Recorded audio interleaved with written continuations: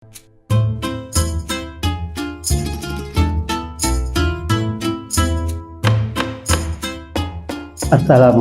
warahmatullahi wabarakatuh. Waalaikumsalam warahmatullahi wabarakatuh. Alhamdulillah. Amin. Wassalatu wassalamu ala asyrafil anbiya'i wal mursalin. Sayyidina Muhammadin wa ala alihi wa sahbihi ajma'in. Yang saya hormati dan yang dimulaikan serta dirahmati Allah, jamaah sholat zuhur Masjid Al-Mizan, Pengadilan Agama Tulung Agung yang dimuliakan Allah. Pertama, marilah kita panjatkan puji syukur kita kehadirat Allah Subhanahu wa taala karena pada hari ini kita masih diberi kesehatan ya, sehingga kita dapat melaksanakan ibadah ini. Mudah-mudahan seterusnya sampai selesai, sampai menjelang 1 Syawal. Jamaah yang berbahagia, pada hari ini saya tidak bisa mengelak lagi.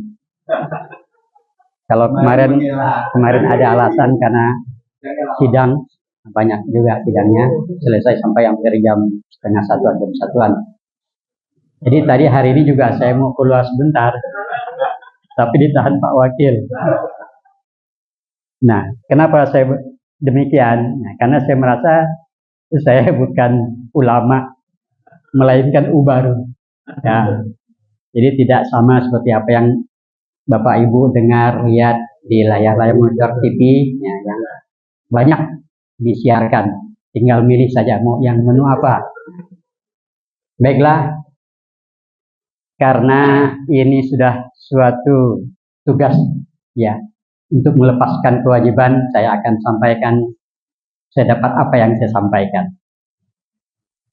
Bapak Ibu sekalian, bagaimana kita ketahui bahwa dalam 12 bulan Masehi atau Hijriah, kita diberi 1 bulan kesempatan yang sangat berbahagia, sangat berharga, sangat berbahagia, yang disebut dengan bulan Ramadan, di mana pada bulan Ramadan itu disebut juga dengan bulan penuh maghfirah dan ampunan serta rahmat Allah. Sehingga dengan demikian, atas kasih sayang Allah, kita diberi kesempatan dalam 1 bulan ini untuk memanfaatkan semaksimal mungkin. Kalaulah kita berhitung-hitung ya, saya sekarang alhamdulillah sudah berumur 60 tahun. Mungkin kewajiban saum itu ihtilafnya ketika, kalau laki-laki itu ketika ihtilam ya, bermimpi, tapi bukan mimpi yang macam-macam, mimpi yang itulah mimpi apa. Disitulah diwajibkan berpuasa, atau diperkirakan umur kita sekitar 12-13 tahun atau paling 15 tahun. Jadi kita sudah melaksanakan ibadah saum ini, kalau dihitung-hitung kasarnya sudah 45 tahun kalau saya. Ya. 45 tahun setiap tahun menjalankan ibadah puasa. Nah, sementara waktu itu kita belum tahu, belum paham. Karena ikut orang tua, ikut lingkungan, ikut keluarga, berlapar ya berlapar. Puasa menahan makan dan minum ya kita menahan makan dan minum. Tapi kita waktu masih kecil-kecil ya puasa, kalau habis main kehausan pergi ke belakang rumah. Nah gitu kan, minum. Nah, karena tidak tahu apa istilahnya hakikat puasa itu yang sebenarnya itu sebagai apa. Nah kan begitu. Nah sekaranglah kita sudah beranjak berumur, jalan hidup kita baru paham. Ternyata puasa itu ada dasar hukumnya. Nah itu kan sebagaimana disampaikan Ibu Ketua kemarin itu, pasal surah Al-Baqarah, pasal 183. Itu kewajibannya. Kemudian siapa pelakunya? Yang harus melaksanakan itu siapa? Orang Islam. Ternyata yang melaksanakan itu orang yang beriman. Iya. Karena tidak semua umat Islam itu beriman. Karena apa? Ternyata puasa itu berat. Berat sekali puasa. Nah, sekarang saya, contohnya, saya di sini mengatakan saya puasa. Pergi saya ke pasar. Tidak kenal dengan tak hamim. Saya makan minum tidak kenal. Tidak ada beban. Nah, itulah hebatnya puasa. Hanya betul-betul dibebankan, diwajibkan kepada mereka yang beriman.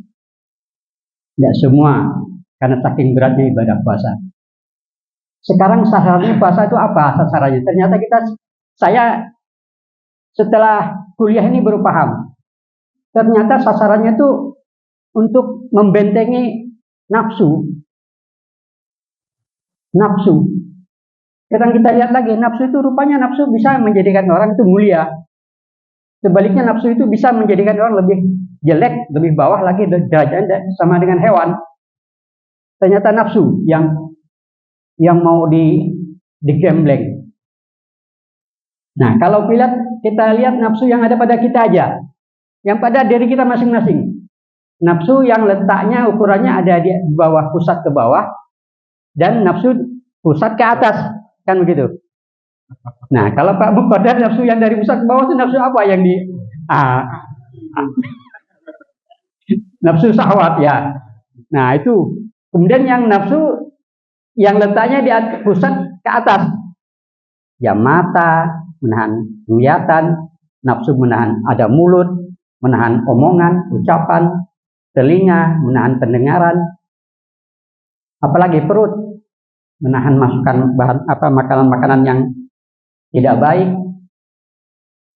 Ternyata itu dua sasaran, apa istilahnya tuh, batasan-batasan dilarang tuh nafsu itu sekitar itu. Nah, kemudian apa tujuannya terakhir?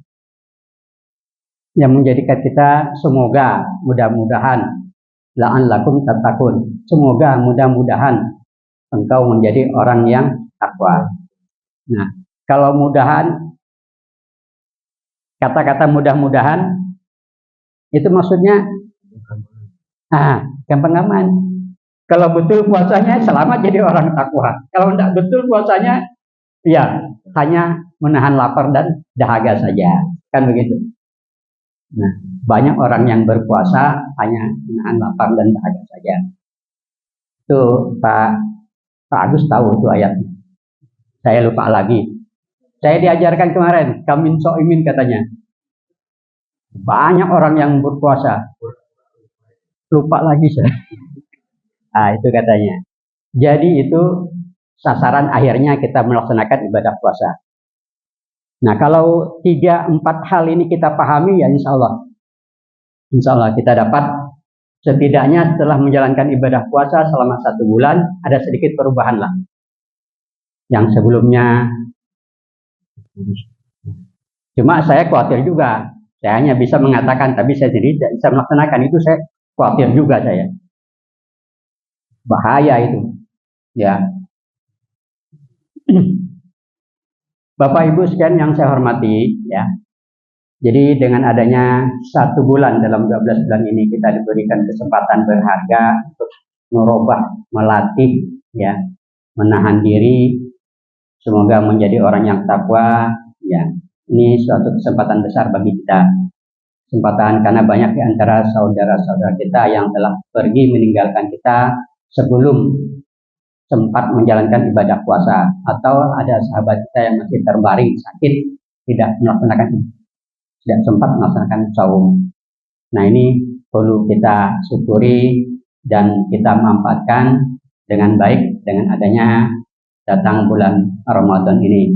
Insya Allah kita sudah berada di hari ke-6, sebentar lagi hari ke-7, koperasi bagi-bagi hadiah itu akan menambah semangat kita supaya sempat pada akhir bulan puasa kita dan tetap dalam keadaan segar, semangat.